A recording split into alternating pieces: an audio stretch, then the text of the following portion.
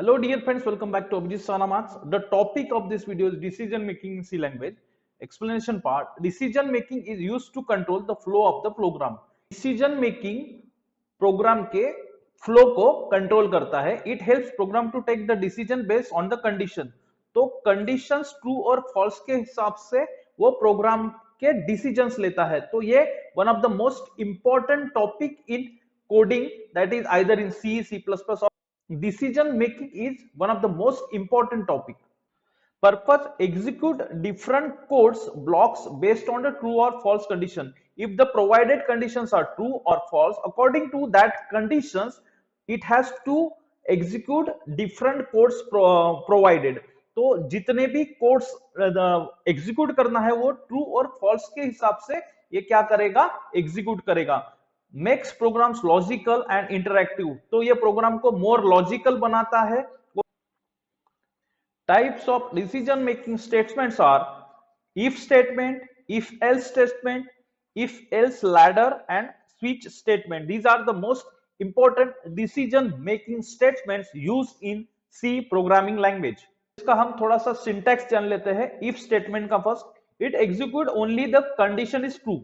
यह सिर्फ एक प्रोवाइडेड कंडीशन रहेंगी. अगर कंडीशन ट्रू रहेगी तो कोड एग्जीक्यूट होगा. जैसे if यहाँ पे है और यहाँ पे कंडीशन प्रोवाइड रहेगी और ये कंडीशन अगर क्या होती है, ट्रू होती है, तो ये गिवन कोड क्या होगा, एग्जीक्यूट होगा. अगर ये कंडीशन फॉल्स होती है तो गिवन कोड एग्जीक्यूट नहीं होगा. तो it's execute only if condition is true.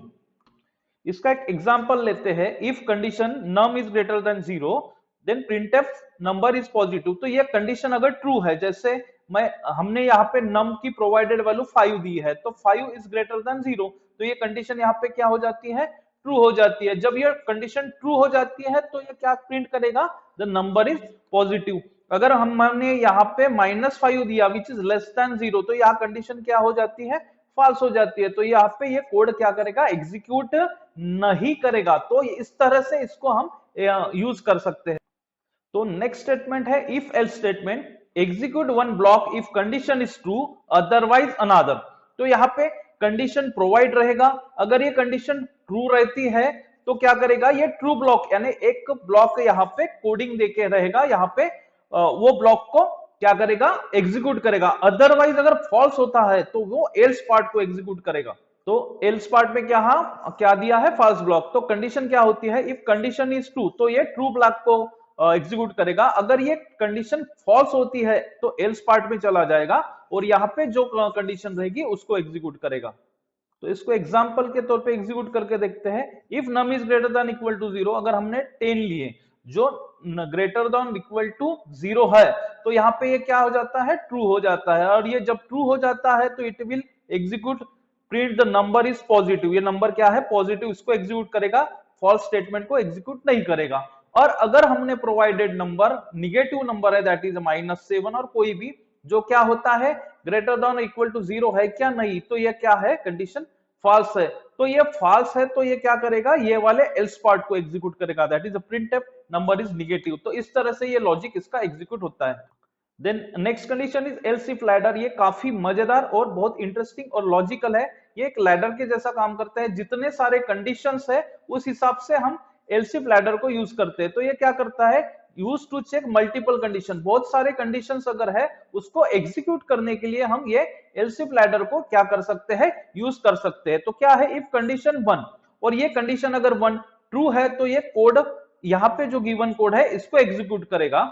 और अगर ये फॉल्स हो जाता है तो इसमें एक कंडीशन प्रोवाइड रहेगी, एल्स इफ कंडीशन. यहाँ पे इस कंडीशन को वो चेक करेगा.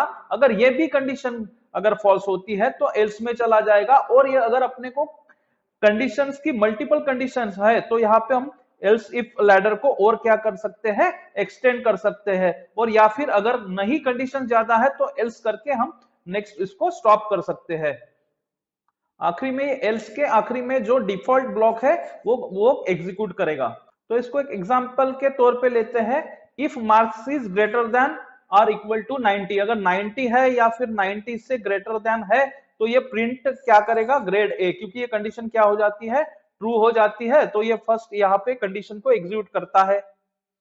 फॉल्स है, तो अगर हमने यहाँ पे दूसरा अगर नंबर ये किया मार्क्स इज ग्रेटर देन 60, तो 60 के ऊपर है और तो ये क्या करता है, इसके अंदर प्रिंट बी को वो एग्जीक्यूट करता है, या फिर